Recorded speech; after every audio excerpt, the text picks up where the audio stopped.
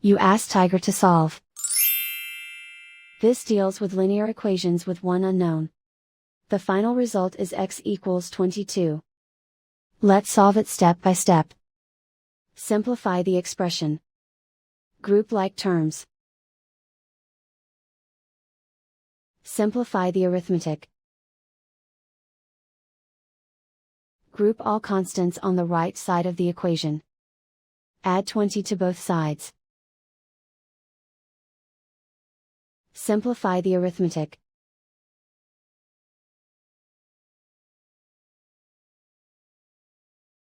Isolate the x.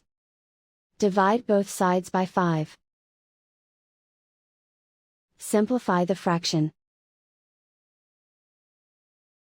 Find the greatest common factor of the numerator and denominator. Factor out and cancel the greatest common factor. And so the final result is x equals 22.